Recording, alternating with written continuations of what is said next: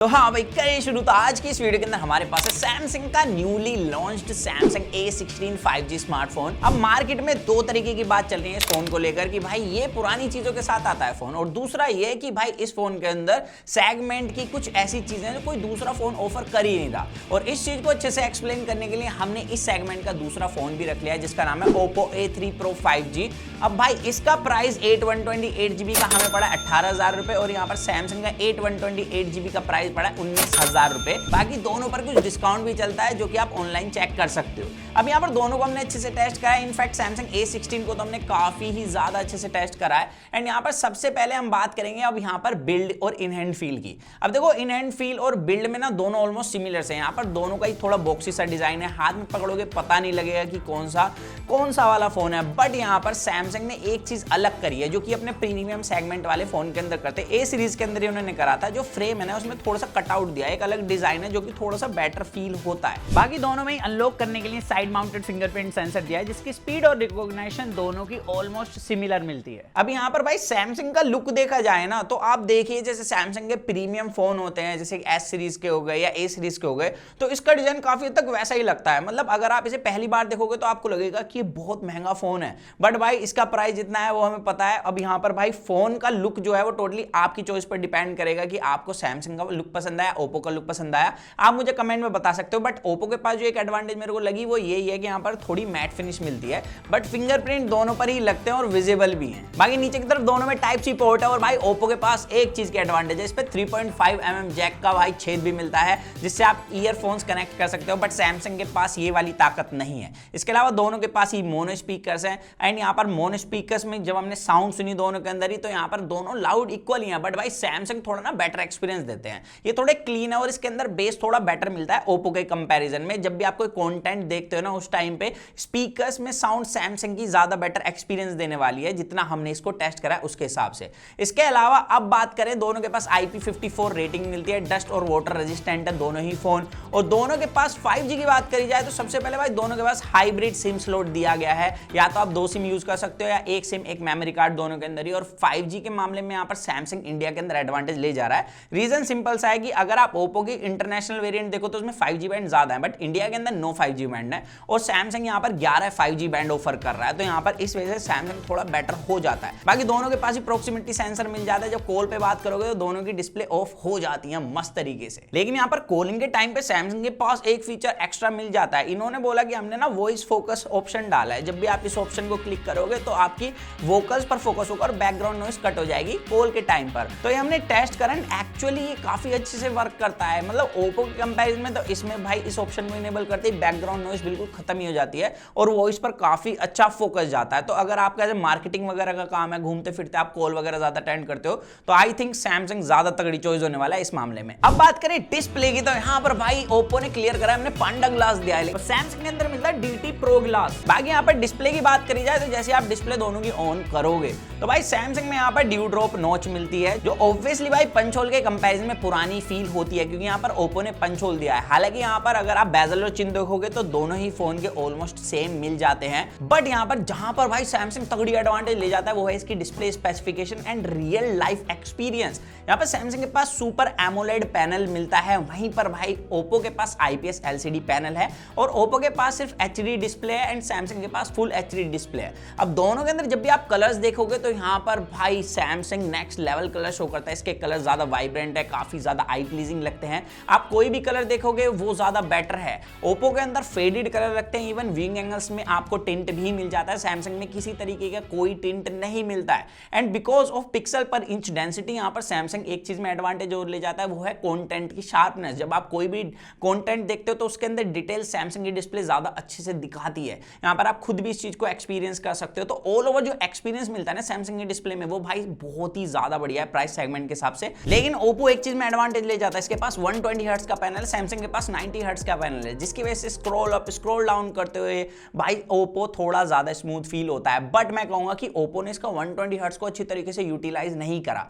Reason simple सा है, जब भी आप कोई ऐप वगैरह ओपन करते हो तो ओप्पो के अंदर भाई एनिमेशन नहीं मिलती, सैमसंग के अंदर एनिमेशन मिलती है और ये काफी ज्यादा प्रीमियम फील कराता है ओप्पो के कंपैरिजन में। जब भी आप दोनों को साइड बाय साइड चलाओगे तो यहाँ पर भाई ये डिफरेंस है। इनफैक्ट दोनों की अगर आप हाई ब्राइटनेस मोड को देखोगे करोगे तो ओप्पो के पास 1000 निट्स की पीक ब्राइटनेस मिलती है, सैमसंग के पास 800 निट्स की पीक ब्राइटनेस है। 200 निट्स का डिफरेंस है। जो लोग ऑन पेपर जज करते हैं उनके लिए भाई ओप्पो क्लियर विनर हो गया होगा। लेकिन जब मैंने दोनों को आउटडोर में यूज करा ना, यहाँ पर दोनों की भाई आउटडोर विजिबिलिटी ऑलमोस्ट इक्वल थी। इनफैक्ट यहाँ पर भाई इंडोर के अंदर जब आप कंटेंट देखते हो तो सैमसंग के पास बिकॉज यहाँ पर सुपर एमोलेड पैनल है, यहाँ पर शार्प डिस्प्ले मिलती है, ज्यादा वाइब्रेंट कलर है, जिसकी वजह से इंडोर विजिबिलिटी मेरे को सैमसंग की ज्यादा अच्छी लगी। यहाँ पर आप खुद भी इस चीज को देख सकते हो। अब दोनों की परफॉर्मेंस की बात करें तो दोनों के अंदर MediaTek Dimensity 6300 प्रोसेसर मिलता है जो कि 6 nm पर बिल्ड है। अब यहाँ पर दोनों के अंदर जब हमने CPU थ्रोटलिंग टेस्ट रन कराया तो वहां पर सैमसंग की स्टेबिलिटी स्लाइटली बेटर थी, एंड जब हमने Geekbench टेस्ट रन कराया तो वहां पर भाई ओप्पो का स्कोर स्लाइटली बेटर मिला। अब यहाँ पर इन सारी चीजों को हटाकर रियल लाइफ एक्सपीरियंस की बात करूं तो जैसे मैंने बताया,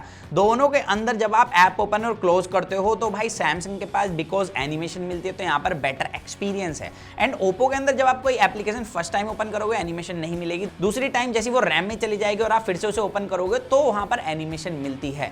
अब जिसकी वजह से मेरे को ओप्पो का एक्सपीरियंस उतना अच्छा नहीं लगा। दूसरी बात, यहाँ पर ओप्पो के अंदर जो प्री इंस्टॉल एप्लीकेशन है वो बहुत ज्यादा है। सैमसंग के अंदर भी मिलती है इक्का दुक्का जिन्हें आप भाई इंस्टॉल कर सकते हो, इंस्टॉल आप दोनों में ही कर सकते हो, बट ओप्पो के अंदर सरदर्दी है जब भी आप कुछ चीज डाउनलोड करते हो तो वहां पर ऐप सजेशन आपको बहुत सारे मिलते हैं जो कि एक चीप एक्सपीरियंस देते हैं। सैमसंग के अंदर ऐसा कुछ भी नहीं है। इनफैक्ट भाई ओप्पो के अंदर हॉट ऐप, हॉट गेम जैसी एप्लीकेशन से इतनी ज्यादा नोटिफिकेशन मिलती हैं कि आप परेशान हो जाओगे, एंड अगेन सैमसंग के अंदर ऐसा कुछ भी मैंने एक्सपीरियंस नहीं करा, जिसकी वजह से मेरे को जो एक्सपीरियंस है भाई ऑल ओवर फोन चलाने में इन दिनों के अंदर वो भाई सैमसंग में ज्यादा बेटर मिला है। इनफैक्ट जैसे कि सैमसंग ने इस सेगमेंट में भाई ट्रेंड सेट कर दिया है कि भाई आपको 6 साल की मेजर अपडेट मिलेगी और 6 साल का सिक्योरिटी पैच मिलेगा, वो इस फोन के साथ ही स्टार्ट करा है।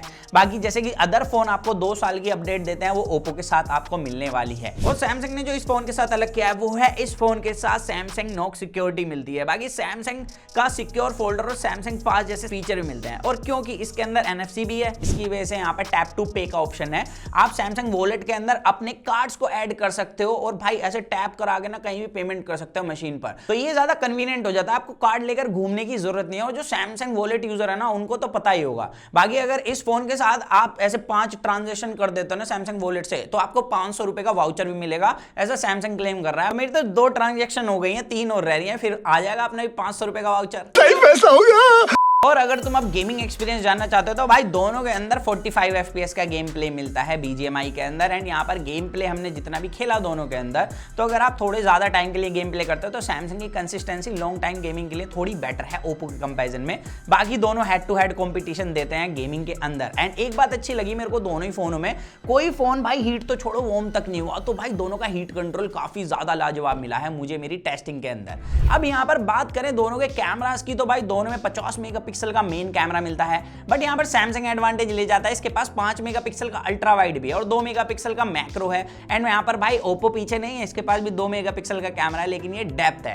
खैर यहां पर फ्रंट कैमरे की बात करें ओप्पो के पास 8 मेगापिक्सल का कैमरा है एंड सैमसंग के पास भाई पूरे 13 मेगापिक्सल का कैमरा है। यहां पर आप सबसे पहले वीडियो देख सकते हैं। अब यहां पर जैसे आप वीडियो रिकॉर्डिंग देखोगे ओप्पो के पास मेन कैमरे में एडवांटेज ये कि आप 1080p 60 fps में वीडियो रिकॉर्ड कर सकते हो, सैमसंग के अंदर 1080p 30 fps में की जा सकती है। अब यहां पर हमने दोनों के अंदर 1080p 30 fps में वीडियो रिकॉर्ड करी है। मैं सही बताऊं ज्यादा मेरे को डिफरेंस मिला नहीं यहाँ पे स्टेबलाइजेशन, इनफैक्ट भाई सैमसंग की थोड़ी बेटर मिलती है। यहाँ पर कलर्स वगैरह सेम है दोनों के ऑलमोस्ट, बट यहाँ पर जो ओप्पो है इसका मेरे को लाइट कंट्रोल सैमसंग से थोड़ा बेटर लगा है बैक कैमरा वीडियो के अंदर। बाकी यहाँ पर फोटो की बात करें तो फोटो के अंदर यहाँ पर आप कलर्स देख सकते हो, आपकी पर्सनल चॉइस होगी आपको क्या पसंद है। बट यहाँ पर मैं एक चीज बता दूंगी, ओप्पो के अंदर कंसिस्टेंसी अच्छी नहीं है। ये क्या करता है कि कभी कभी डार्क पार्ट को बहुत ज्यादा डार्क कर देगा एंड कभी उसे काफी ज्यादा गोरा कर देगा। ये चीज अप्लाई होती है ह्यूमन स्किन टोन पे। जैसे यहाँ पर आप मेरी फोटो देख रहे हो, यहाँ पर ओप्पो ने काफी अच्छे से कंट्रोल किया हुआ है, लेकिन इस वाली कंडीशन में जैसी लाइट पड़ती है ये लाइट कंट्रोल अच्छे से नहीं करता, सैमसंग काफी अच्छे से लाइट कंट्रोल कर लेता है। बाकी अपोजिट लाइट में दोनों सिमिलर हैं, लेकिन अगर आप शैडो में फोटो क्लिक करोगे तो यहाँ पर भाई लाइट कंट्रोल दोनों का अच्छा लगेगा, लेकिन ओप्पो में देखिए यहाँ पर फेस पर कैसे इवन स्किन टोन कर दिया है। एंड सेम रिजल्ट हमें पोर्ट्रेट फोटोज के अंदर देखने के लिए मिले। यहाँ पर आपके सामने फोटो चल रही है, आप खुद जज कर सकते हो। बाकी यहाँ पर लो लाइटिंग फोटो में तो भाई मैं सही बता रहा हूँ सैमसंग ने दिल जीत लिया। यहाँ पर आप खुद देख सकते हो भाई सैमसंग के अंदर डिटेल्स, ब्राइटनेस एंड यहाँ पर शार्पनेस भाई अलग ही लेवल की है, ओप्पो इससे काफी पीछे है। तो नाइट मोड में सैमसंग ने एक्चुअली भाई सेगमेंट में मेरे को लगता है ऐसे ट्रेंड सा मस्त सेट करके दे दिया है। खैर यहाँ पर अब यहाँ पर सैमसंग के पास जैसे कि अल्ट्रा वाइड की एडवांटेज मिलती है, तो उसकी भी कुछ फोटोज देख सकते हो जो सेगमेंट के हिसाब से मुझे अगेन काफी अच्छी लगी हैं। अब यहाँ पर फ्रंट कैमरे की वीडियो से बात करते हैं तो वो आप खुद देखिए। यहाँ पर फुल HD 30 fps का दोनों में ही ऑप्शन मिलता है। यहाँ पर स्टेबलाइजेशन मेरे को अभी सैमसंग के फ़ोन के अंदर ज़्यादा बेटर लग रही है। देखो थोड़ा सा तेज़ चल के दिखाता हूँ। बाकी प्रोसेसिंग के बाद कौन अच्छी करता है उसके वर्डिक्ट्स मैं आपको बाद में दूंगा। वैसे आप बता सकते हो आपको ऑडियो और वीडियो क्वालिटी किसकी अच्छी लग रही है डायरेक्ट लाइट और अपोजिट लाइट के बीच में। बट एक चीज़ क्लियर है कि आउटर विजिबिलिटी कैमरा यूज़ करते हुए दोनों फ़ोन की लगभग सिमिलर सी मिल रही है। तो यहाँ पर ऑडियो रिकॉर्डिंग और वीडियो क्वालिटी किसकी अच्छी लगी वो तुम मुझे कमेंट सेक्शन में बताना, मैं भी तो देखूँ तुम्हें क्या पसंद है। खैर यहाँ पर एक चीज मैं बता दूं, जब भी आप स्टार्टिंग में वीडियो रिकॉर्डिंग करते हो फ्रंट कैम से और आप लाइट में हो अच्छी खासी, तो भाई सैमसंग उस टाइम पे अच्छे से लाइट कंट्रोल नहीं कर पाता। बट जैसे 1-2 सेकंड हो जाएंगे वीडियो ऑन हुए तो उसके बाद भाई यहाँ लाइट कंट्रोल कर लेता है। एंड उसके बाद सैमसंग और ओप्पो के बीच में मेरे को ज्यादा डिफरेंस नहीं मिला है वीडियो रिकॉर्डिंग में। बाकी यहाँ पर फोटोज की बात करें तो फ्रंट कैमरा फोटो के अंदर मेरे को लाइट कंट्रोल स्क्रीन टोन भाई ओप्पो का स्लाइटली बेटर लगा सैमसंग कंपैरिजन में। यहाँ पर आपके सामने रिजल्ट है। लेकिन अगेन जैसे कि बैक कैमरे में भाई ओप्पो दिक्कत दे रहा था, वहां पर कभी भाई बहुत ज्यादा ब्राइट कर रहा था, कभी थोड़ा डार्क कर रहा था, तो यहाँ पर तो बिल्कुल ही डार्क कर देता है। अगर आप शैडो में फोटो क्लिक करोगे, इनफैक्ट इंडोर के अंदर फोटो क्लिक करोगे तो ओप्पो के कुछ ये हाल हो जाता है। एंड वहां पर अगेन भाई सैमसंग आगे निकल जाता है। तो ऑल ओवर हमने जितने भी दोनों के कैमरास टेस्ट करे भाई दोनों के कैमरा इस प्राइस पॉइंट पे अच्छे मिल जाते हैं। लेकिन जहां बात आएगी अच्छे नाइट मोड की और कंसिस्टेंसी की, वहां पर सैमसंग आगे निकल जाता है। अब बात करते हैं दोनों की बैटरी की और बैटरी बैकअप की। तो बैटरी नहीं है, दोनों में बैटरा मिलता है। सैमसंग के अंदर 5000 mAh का बैटरा है 25 वोल्ट की चार्जिंग के साथ, और चार्जर बॉक्स के अंदर नहीं मिलता है। वहीं पर ओप्पो के अंदर मिलती है 5100 mAh की बैटरी, मतलब बैटरा, और यहाँ पर 45 वोल्ट की फास्ट चार्जिंग है और चार्जर भी बॉक्स के अंदर दिया है। इनफैक्ट ये सैमसंग से तेज भी चार्ज हो जाता है। बट यहाँ पर बैटरी बैकअप, ज्यादा बैटरी होने के बाद इसके पास अच्छा नहीं है। यहाँ पर बैटरी बैकअप भाई सैमसंग का थोड़ा बेटर है। रीजन बता देता हूँ, ओप्पो के पास एक तो IPS LCD पैनल और इसके पास प्री इंस्टॉल्ड एप्लीकेशन ज्यादा है, जिसकी वजह से इसका बैटरी बैकअप मेरे को कम मिला है सैमसंग के कंपैरिजन में। तो ऑल ओवर ओपिनियन टाइम यहाँ पर दोनों फोन को यूज करने के बाद मैं ये कह सकता हूँ कि अगर आपको अच्छा बैटरी बैकअप चाहिए, अच्छा software experience with good display, मतलब ड्यू ड्रॉप नॉच को साइड कर दो, क्वालिटी पर चलें, तो यहाँ पर भाई मेरे हिसाब से सैमसंग ज्यादा बढ़िया चॉइस होने वाली है ओप्पो के कंपैरिजन में। बाकी आप बताना कि आपको कौन सा फोन अच्छा लगा दोनों में से। इवन अगर आपको सैमसंग के इस फोन का कंपैरिजन किसी दूसरे फोन के साथ चाहिए तो आप हमें कमेंट्स में बता सकते हो। सो दैट्स इट गाइस, मिलते हैं जल्दी कूल और एक्साइटिंग वीडियो में। तो जब तक के लिए जॉन मैं गाइस को करें do watch your heart feels, stay in with that HFV unbox guys.